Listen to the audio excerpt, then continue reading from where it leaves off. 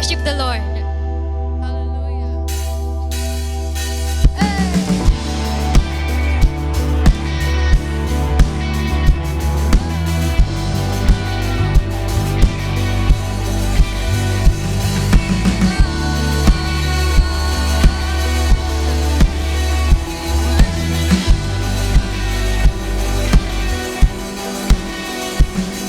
Let praise be a weapon that silences the enemy.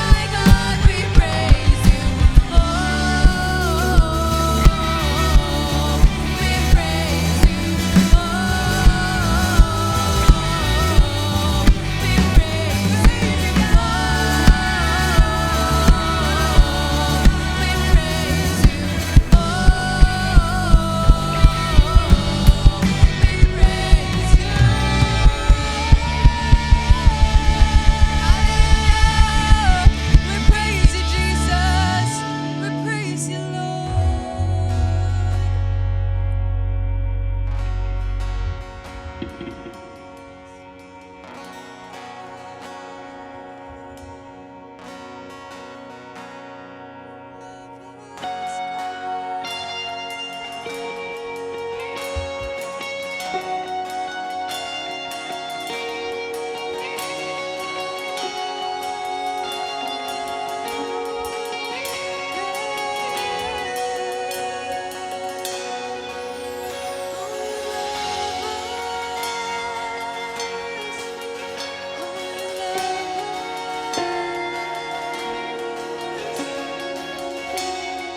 love is so great, God.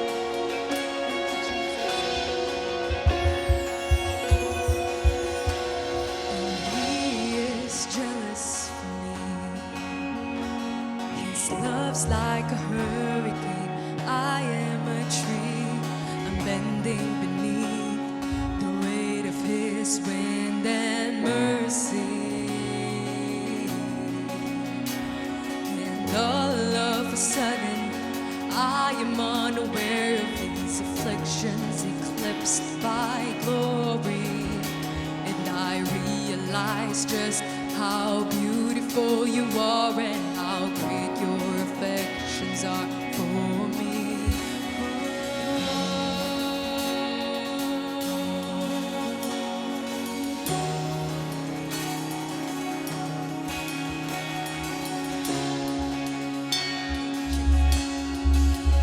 Let's sing that again. That he is jealous for me. His love's like a hurricane. I am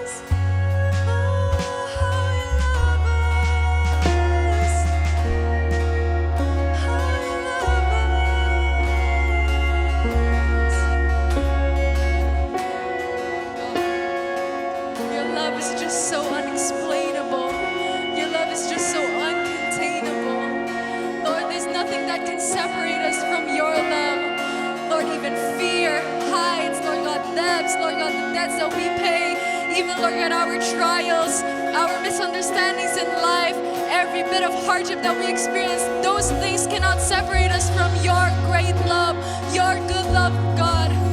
Your love that chooses to leave the 99 just to chase me, just to chase us, God, again and again. Your love that continues to just forgive us, to save us again and again, God. Your love is just so deep, it's just so big, and it's just so wide. Lord, we can't contain it, God. And Lord, we pray and we say, Lord, continue to drown us in your grace, continue to sink us in your love, God, to drown us in your mercy. Your love is so unexplainable, God. Hallelujah. And we sing this again. God, we are his portion, he is our prize, and drawn to redemption by the grace in his eyes. If grace is an ocean, we're all sinking. And so heaven meets earth like an unforeseen kiss, and my heart turns violently inside my chest. And I don't have time to maintain these regrets when I think about the way he loves us. Oh, how he loves us. Oh, how he loves us. Oh, how he loves. Yeah, he loves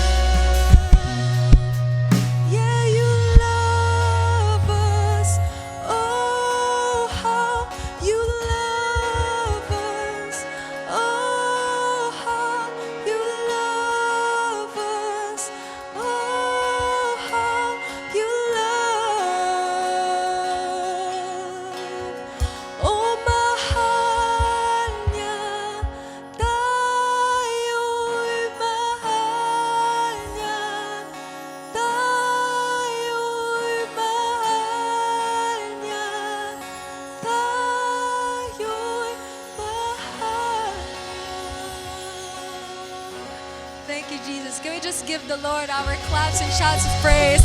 God, you're so amazing. Your love is so good. Praise you. Praise be to you. Hallelujah. We praise you, Jesus.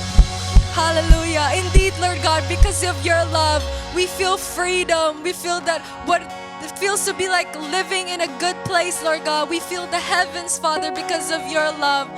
And before we end this praise and worship, our thanksgiving and adoration to our King of Kings, you just think of the first time you felt of the Lord's love.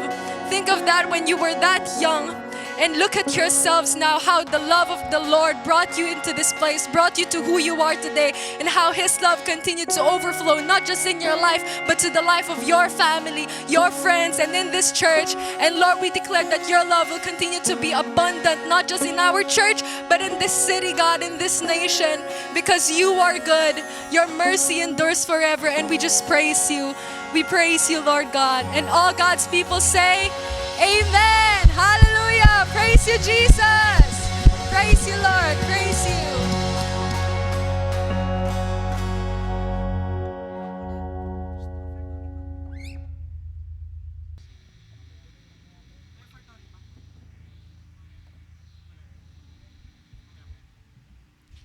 Amen. Maraming salamat, worship team.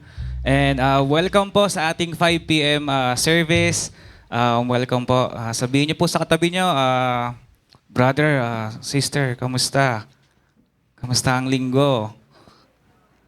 Sometimes, minsan burnout tayo, daming iniisip, pero pag dumating ka ng church, nakapakinig ka ng word ni Lord, di ba? Parang nakaka-refresh, di ba?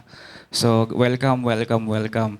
So, yun, announcement lang, meron tayong services every Sunday kapag sa umaga, 10 a.m., meron din tayong 5 p.m. which is ito. And sa mga other services, At sa mga cell groups, ayan, sa TV screen, pwede nyo nang i-check. And yeah, we also encourage you na mag-join sa ating cell group. Yan. Ire-relaunch natin to sa October.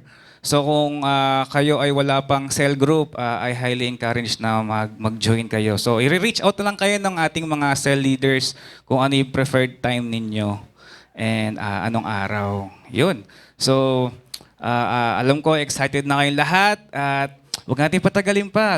Let us all welcome our pastor for this afternoon na napaka naman on fire kapag siya ang mag-share ng salita ni Lord. So, yeah, tawagin na po natin, Pastor Anthony Cunanan. Woo!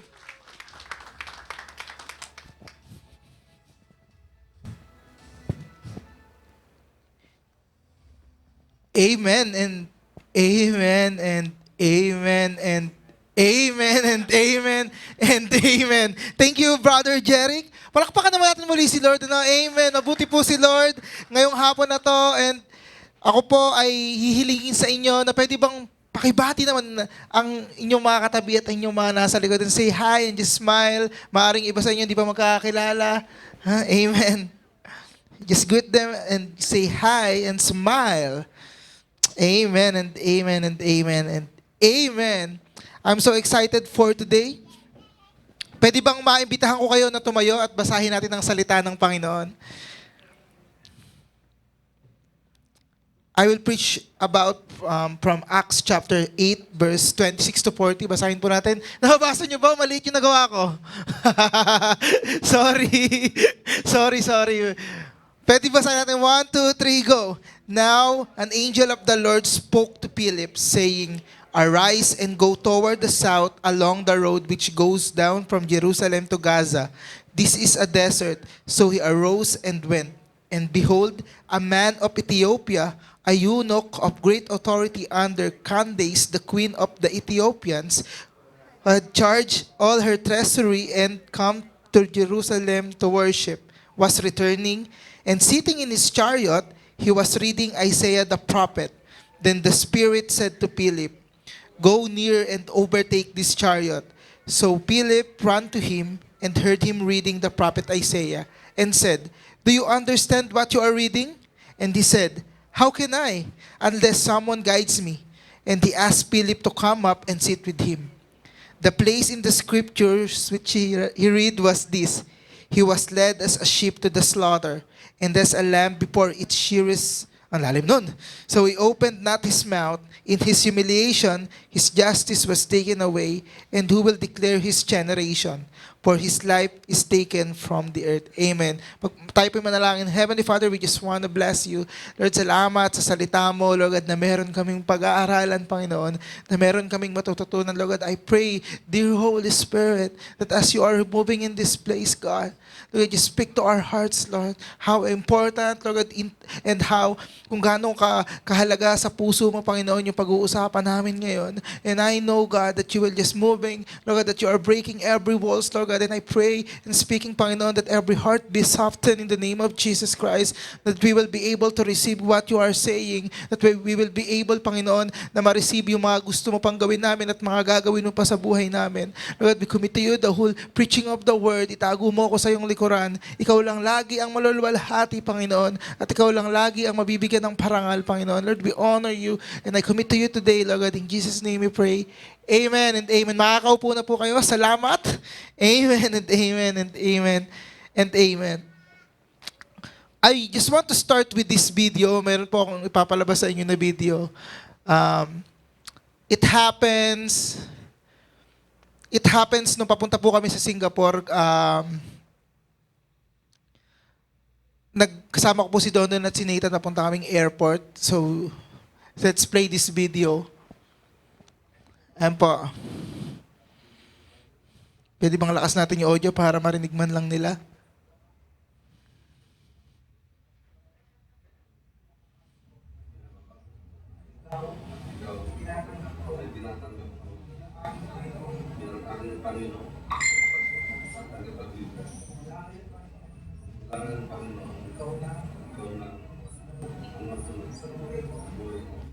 Amen. Amen.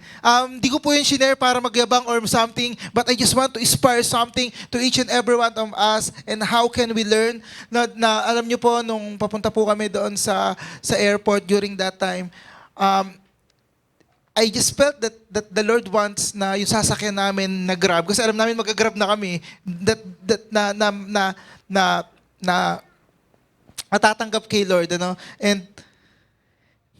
And kagaya din po nung binasa natin kanina, halos ganun din po yung nangyari kay Philip. We will talk about Philip. Si Philip po, hindi po siya yung sigarilyong Philip, ha? Si Philip po, apostol po siya ni Jesus. He's one of the 12 disciple of Jesus Christ. And the title of my message is Dear Holy Spirit in Evangelism. Bakit yun nilagay ng Dear Holy Spirit? Alam niyo po, isa sa mga pinaka malaki po ang aking paggalang pagdating lalong-lalo na sa banal na spirito. I really love the Holy Spirit, you know. And kaya ewan ko kung napapansin niyo kapag ako ay nagsasabi ng Holy Spirit, hindi lang basta Holy Spirit, I always put dear, no. I just want to really just honor him, and kahit medyo Dear Holy Spirit in Evangelism, parang hinihiling natin, Lord, tulungan mo kami sa pag-evangelize. But technically, it is Holy Spirit. Ano nga ba ang ginagawa ng banal na spirito sa pagbabahagi natin ng mabuting balita? Alam nyo, when the topic of evangelism is madalas nating naririnig, and we know that it is important, pero bakit maraming Kristiyano ang hindi gumagawa nito? Kanina yon, kasi naghahalo-halo na yung message sa utak ko kasi nakapangatlong service ko na to. Si PK yung kanina sa youth service. Sa youth service, PK is sharing na marami sa atin, we come to church to have a service, para magkaroon lang ng service, pero we didn't come to church to have an encounter with God. Ang ganda nung sinabi, hindi ko yun makakalimutan. And ganun din sa atin, many of us pumupunta sa simbahan, but do we really obey what the Lord is saying and sinasabi sa salita niya? Alam niyo, sayang naman yung pagkamatay ng Panginoong Hesus para sa ating mga kasalanan kung hindi natin siya ipapamahagi. Tama po? Isipin natin na matay yung Panginoong Hesus, Diyos, nagkatawang lupa para tubusin tayo sa ating mga kasalanan. Yung pinakamabuting balita na yon, yung pinakamagandang balita sa lahat, bakit hindi natin maibahagi sa iba? Alam niyo po, this is one of my passion and this is one of my struggle also bilang isang Kristiyano. Alam niyo po, this is one of my desire to really, sobrang na-amaze ako sa mga tao na talagang sobrang bold mag-preach ng gospel. Galing si Nick dito, yung taga Singapore noong nakaraan, yung isa sa mga speaker din sa Kingdom Invasion dati, si Ben Fitzgerald, no? Nag-share siya sa mga public. He will just approach people, makipagkwentuhan, tapos share niya ng mabuting balita, the good news, then tatanggap yung tao, mabuborn again. And sa napakaraming porsyento o sa napakalaking porsyento ng mga Kristiyano sa mundo, bakit bilang na bilang lang yung mga tao that you can see na nagbabahagi ng salita ng Diyos? Si PJ, alam niyo si PJ, she's one of my inspiration when sharing to the other people. Napaka bold niya. And I pray that kind of boldness will just sa atin, yung mamanahan sa atin at maging lifestyle natin. And I pray that this message will not be a message for us as a normal Sunday, but this message will be the start of a revolution, that Cornerstone Marikina is a church that will reach out to the people. Amen. Cornerstone Marikina will be a church that will do evangelism. Amen. Amen. Amen. Amen. Sa binasa natin kanina, ang nangyari po doon, si Philip po ay pinapunta ni Lord doon sa disyerto, sa Jerusalem to Gaza. And dito po ay meron ding sa disyerto na to ay may naglalakbay din na Ethiopian. Yung mga Ethiopian po, alam ko kakulay ni Totong yun eh. Di ba tama ba ako, Tong? Tama. So tama. Di naman galit si Totong kasi nag-agree naman siya. Pero alam ko yun yung mga sa bandang sa bandang sa Africa ata ba? Ethiopia. Africa na is Africa. And etong Ethiopia na to, na naglalakbay, ano siya, kumbaga, kapitapitagan siya. Alam niyo yung kapitapitagan, kalalim no? Siya ay isa sa mga matataas ang posisyon doon sa kanilang bansa. Pero, na-set up siya ni Lord. Na-set up siya ni Lord. And this Ethiopian man is reading the book of Isaiah.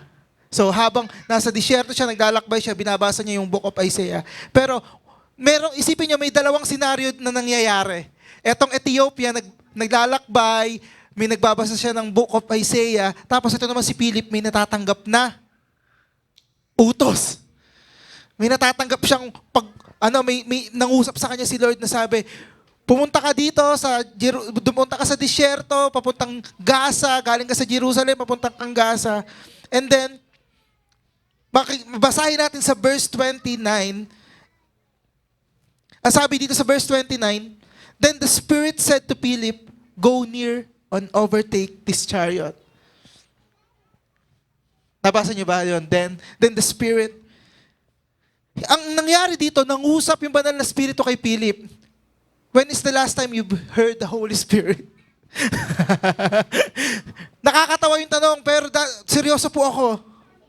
When is the last time you've heard the Holy Spirit speaking to you?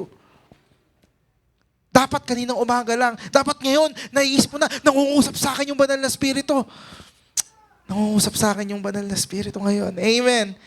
And, nung sinabi ng banal na Espiritu kay Philip na habulin yung Ethiopian, then doon na sila nagkausap. And yun nga, nagtanong yung Ethiopian kung ano yung binabasa niya, kung naiintindihan ba niya yung binabasa niyang book of Isaiah. And after nun, tumanggap sa Panginoon yung Ethiopian. Pagtanggap sa Panginoon ng Ethiopian, binaptize siya ni Philip. Then, pagkatapos ng baptism, si Philip, nawala. Sino naniniwala na may teleportation?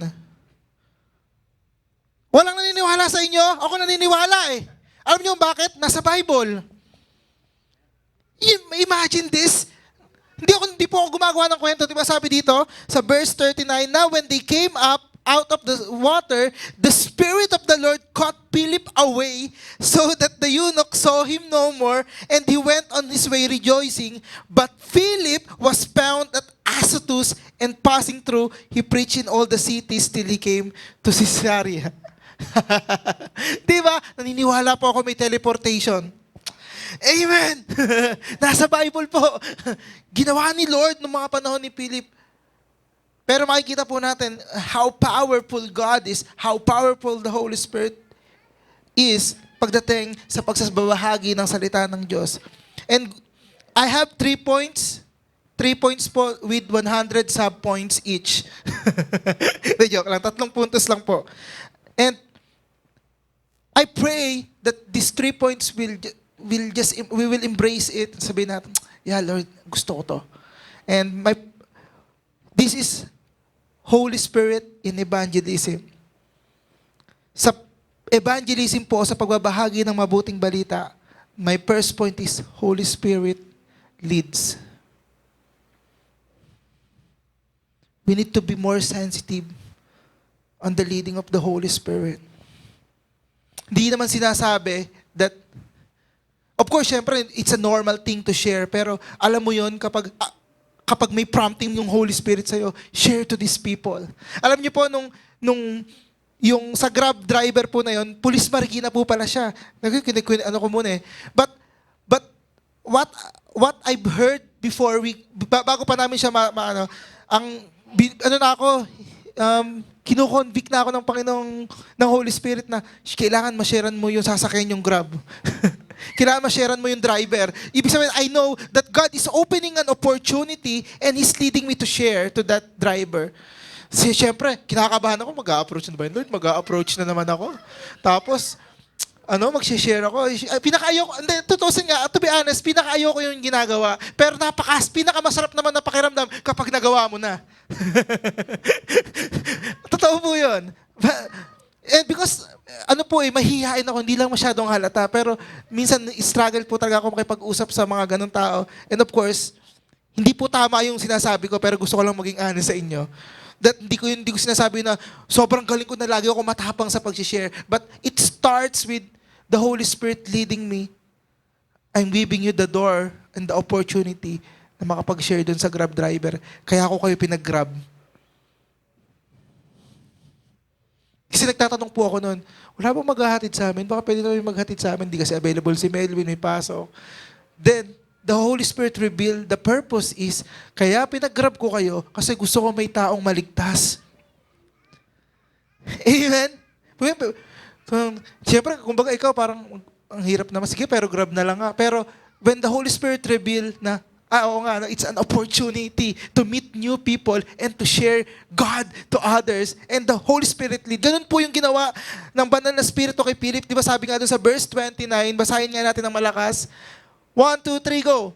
Then the Spirit said to Philip, go near and overtake this chariot. So during this moment, eto na yung leading. Eto na nangusap, ang banal na Espiritu nangusap na kay Philip to go, habulin niya yung Ethiopian.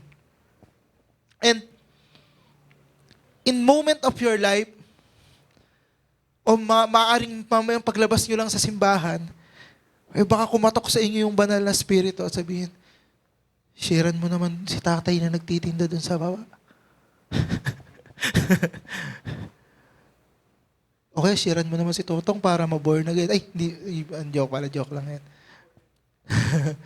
No, but maybe yung masasakyan yung Grab or yung makakasalubong nyo or even yung mga kamag-anak nyo na minsan nyo lang makita o madalas nyo makasama, lalong-lalo na sa trabaho, mas nangangailangan sila makarinig na mabuting balita. Alam, ikaw mismo nararanasan mo yung kabutihan ng Diyos sa buhay mo.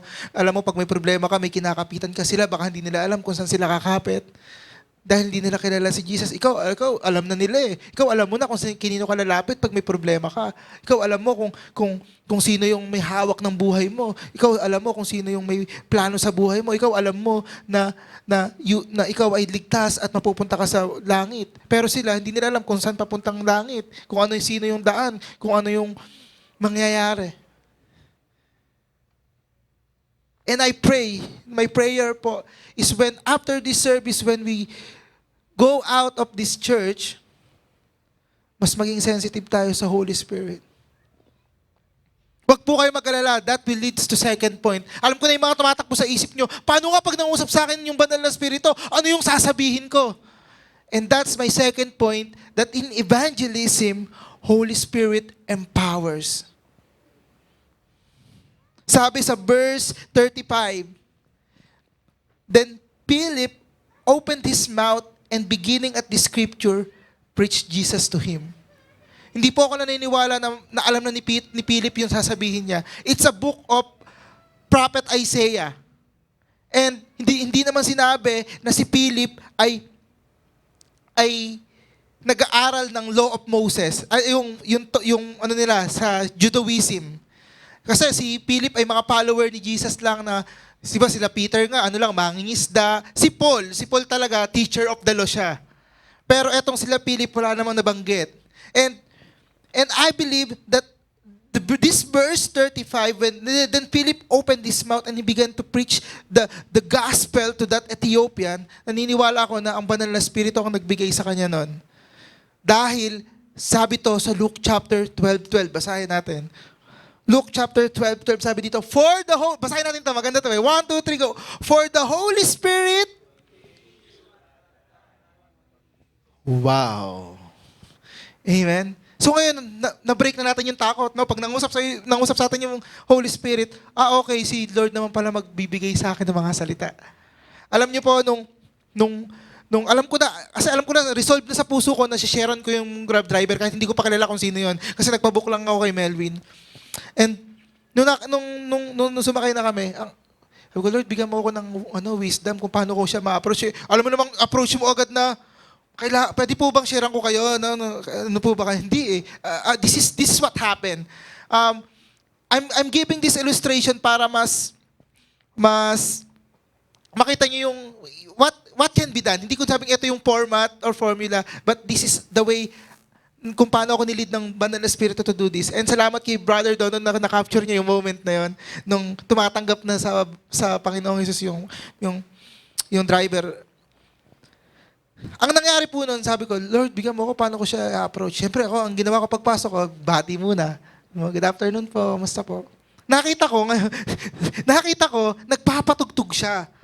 Nagpapatugtog siya ng YouTube sa cellphone niya. Nang hindi, siyempre pag YouTube, di ba, hindi naman siya napapatay.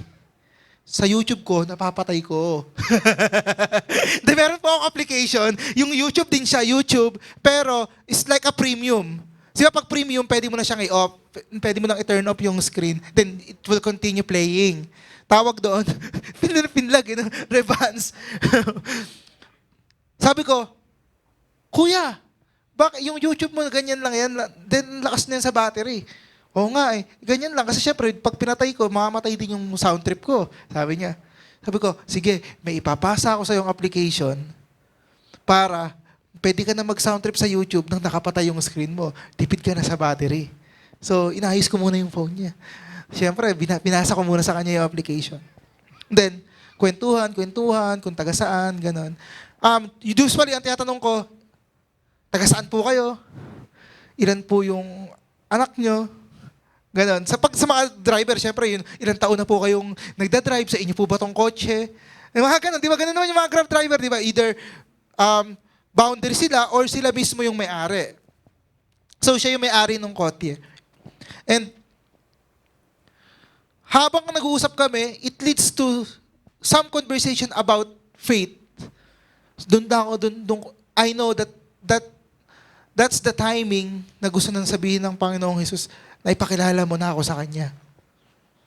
And during that time, that the Holy Spirit empower me what to say. Hindi ko po alam yung sasabihin ko. Ganun din po. When the Holy Spirit empower us, when the Holy Spirit lead us to share to someone, ask nyo lang po si Lord, ask nyo lang yung Holy Spirit, Lord, tulungan mo ko ano sasabihin ko. Simple lang naman po ang pag-share ng mabuting balita. Madalas kong ginagamit, Romans 3 verse 23. Lahat po tayo ay nagkasala. Lahat po tayo hindi umabot sa pamantayang ng Diyos. And papasukan mo ulit ng pwede naman din John 3:16, For God so loved, pinakamadali yun, for God, sapagkat mahal ng Diyos ang sanlibutan. Ikaw po, mahal ka ng Panginoon. You know how to share. Then, the principle lang po ng pag-share ng gospel o pagpapatanggap sa mga tao is they need to speak it out. Because sabi, those who confess that Jesus is Lord will be saved. So yun po yung susi. And wag po kayo matakot kasi pag once na nag-step in faith po kayo to really obey the leading of the Holy Spirit, magugulat kayo sa kung ano yung gagawin niya. And that would lead to my third point. That in evangelism, Holy Spirit do wonders. Ito yung pinaka-excited ako sa lahat . Every time, na when the gospel is preached, signs and wonders follow. Minsan pa nga, nauna pa yung milagro bago yung pagdeklara ng mabuting balita. And kagaya nung binasa natin kanina sa verse 39, now when they came up out of the water, the Spirit of the Lord caught Philip away. So the eunuch saw him no more, and he went on his way rejoicing.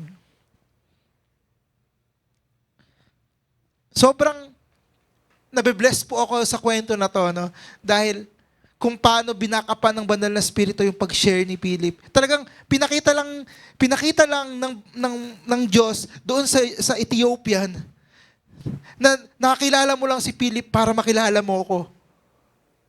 And minarkahan niya yon sa paggawa ng milagro na kung saan inalis niya si Philip. Sorry, Philip pala. Inalis niya si Philip doon sa lugar na kung saan pagkatapos siya mabaptize. And nakita niya how the Lord do wonders. Ganon din po. Alam niyo po, isa sa mga pinaka-best opportunity to share the gospel is kapag may nakita kang taong may sakit. Totoo po. Hindi totoo po. Ako excited po akong manalangin sa mga may sakit. Alam niyo kung bakit? Kasi alam ko, mas malaki yung tsansa na mas kumilos ang Diyos kasi makikita nila kapag sila gumaling, alam nilang si Lord yun. And minsan, pag ganun na yung nangyari, hindi mo na kailangan may preach yung gospel eh. Ang kailangan mo na lang i-lead siya sa prayer para tanggapin niya at siya ay maborn again. Hindi mo na kailangan mag-preach. Because when you pray for him, kumilos si Lord, nagmilagro. Isa pa po, alam niyo po, isa sa mga magandang open doors din is kapag may mga nag-share sa inyo ng mga problema. Dahil naniniwala ako na lahat ng problema sa mundo, si Jesus lang ang solusyon. Problema sa pera, si Jesus. Problema sa love life, si Jesus. Love life pa rin. Parang nasa youth service lang. No, but what I'm saying is, when there's a need, there's an opportunity to share the gospel. Lalong-lalo na pag may need. Why? Because they are vulnerable for what the Lord will do. Kasi kapag walang pangangailangan yan, bukas, pakpak niyan. Walang pakialam sa'yo, hindi ka papakinggan yan. You know what I noticed when we are also doing, nung mga nakaraan, nung start ng taon, lumabas po kami ng mga kabataan, nagpunta kami sa mga park, tapos nag-share po kami ng gospel. Ina-approach po namin yung mga nakatambay doon. Hello po, kamusta po kayo? Wag po kayo mag-alala, hindi po kami hihingi. Yun agad yung spill namin eh. Bakit? Kasi merong mga ganun na mag-share, tapos hihingan yung sinasharan. Binaliktad namin. Yung sinasharan namin, sila pa yung binebless namin. Then, from there, doon namin nakita how the Lord works. And ang maganda po dito, when we preach the gospel, may kasunod po siyang milagro. Why? Kasi hindi na manahayaan ni Lord na mapahiya siya. Because we are preaching and we are sharing the very good news. Di ba nga tayo, excited nga tayo pag may babalita lang tayo, uy, alam mo ba si Rendo na wala na ng Facebook? Di ba? Pag ganun, na excited pa tayo magbalita, magkwento sa iba. Imagine this, etong ikukwento mo, uy, alam mo ba, si Jesus namatay para sa kasalanan mo upang ikaw ay mapunta sa langit at magkaroon ng buhay na walang hanggan. Di ba mas napakagandang balita nun?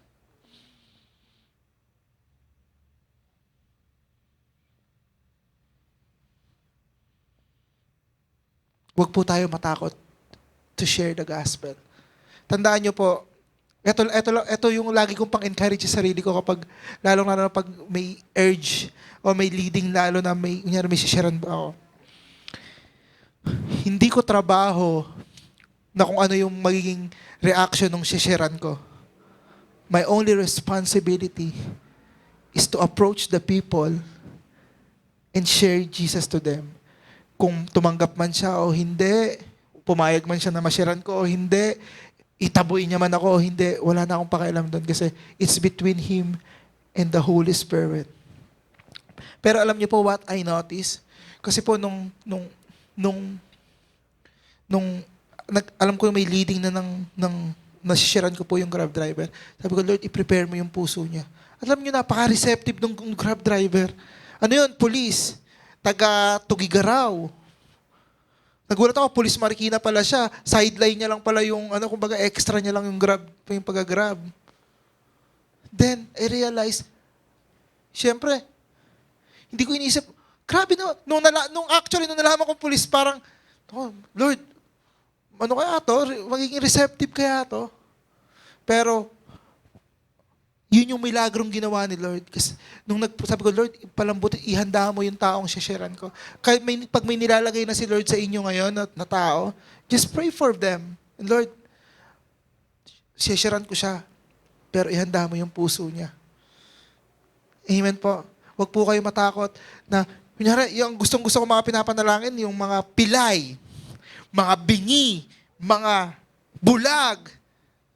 Alam niyo po kung bakit? Because that's the evidence when kapag sila'y gumaling, alam natin that miracle happens and they will believe God. Amen? And gusto ko po kayong hamunin. Gusto ko po kayong imbitahan na tumayo. And as I come to my conclusion, gusto ko lang pong i-recap. Sa life po ni Philip, nung siya po ay nag-share doon sa Ethiopian, that alalahanin po natin that in evangelism, the Holy Spirit leads. In evangelism, Holy Spirit empowers. And in evangelism, Holy Spirit do wonders. Babaka pa niya tayo. Pero may hamon po ako sa bawat isa na nandito ngayon.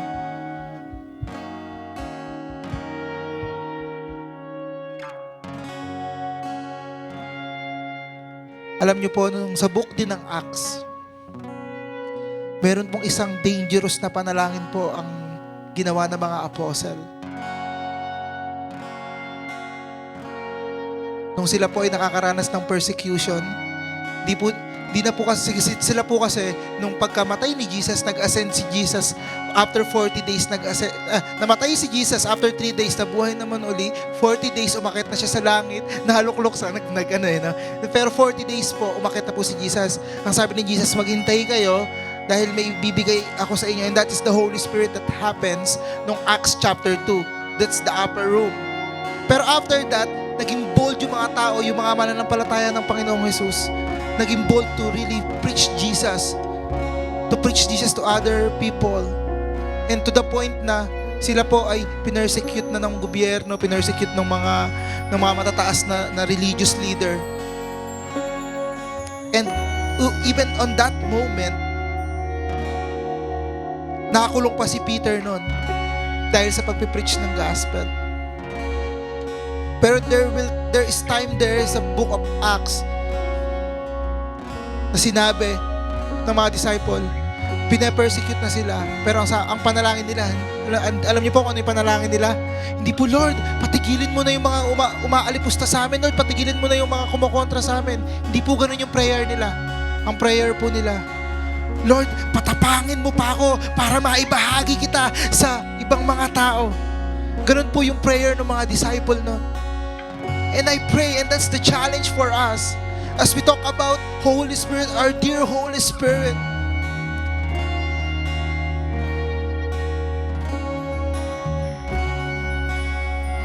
Minsan nakala natin that evangelism relies on our own strength, but it's not. Evangelism relying on the Spirit of the living God.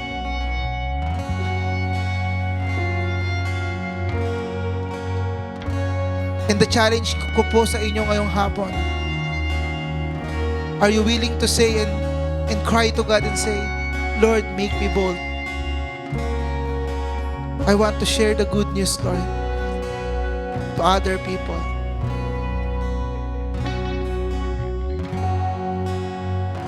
Before po ako mag-pray, gusto ko pong iwanan to. Can we post the last slide, please? Basahin po natin ng malakas.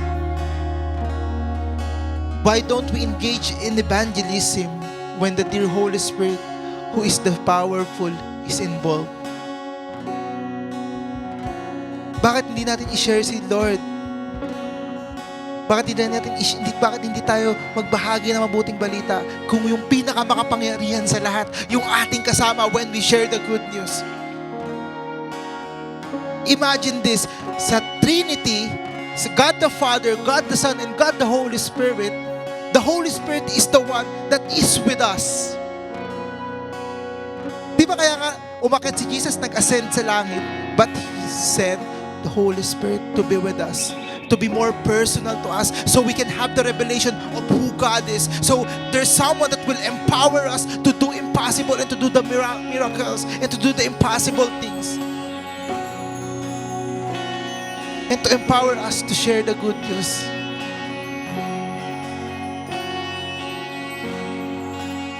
And ngayon po, imbitahan ko po kayong pumikit. And if you are saying na, Lord, gawin mo ako matapang, Lord, na magbahagi ng iyong salita. Just talk to God. Hindi na po tayo magpapa-altar call, but just made a commitment. Lord, tulungan mo ako. I want to share the gospel. who want to share the good news. Lord, help me to become more sensitive on your leading. So I will not miss, Lord God, yung mga pinapagawa mo sa akin. Lord, tulungan mo ako, hindi ko kaya, but I know that you will empower me. I will depend on you, Lord. And I pray, Lord God,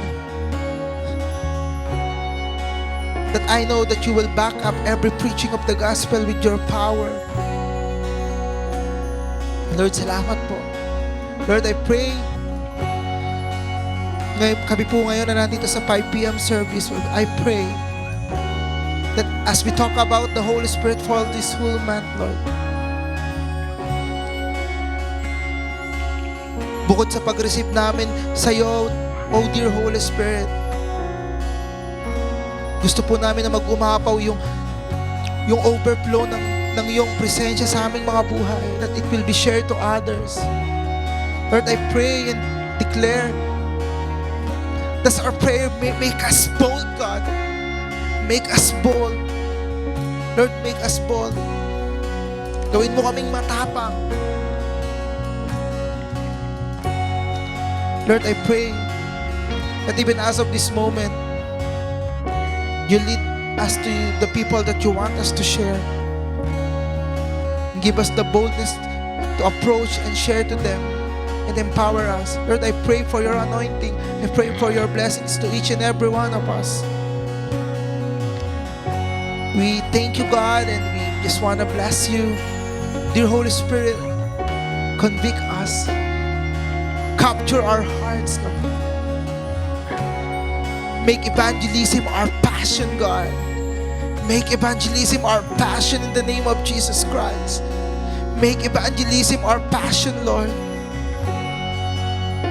We want to boast you, Lord, sa mga tao.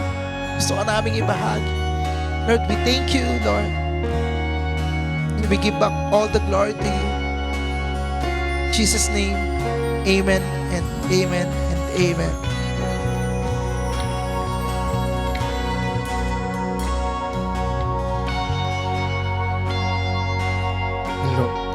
Thank you, PA. So, let us proceed on our giving. Kagaya po ng mensahe ni PA ngayong hapon na ito, si Dear Holy Spirit yung nag-lead sa atin at nag-empower sa atin para mag-share ng gospel, para ma-share yung love ni Jesus, para makapag-evangelize tayo. And gayon din po sa ating pagbibigay.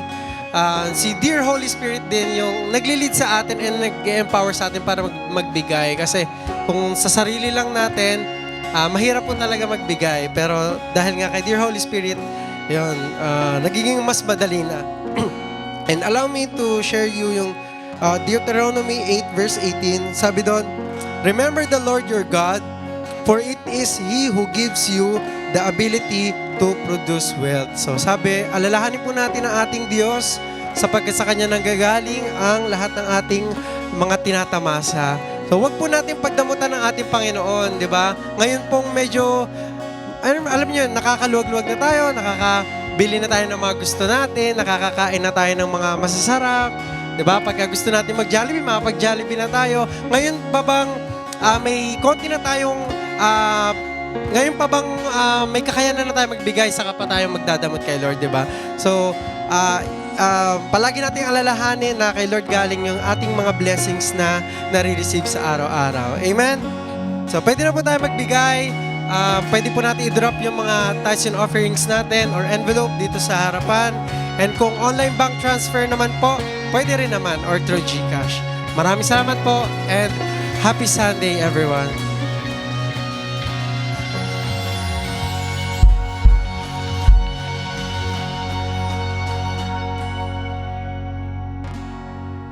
Sige po, tayo po'y tumayo for the benediction.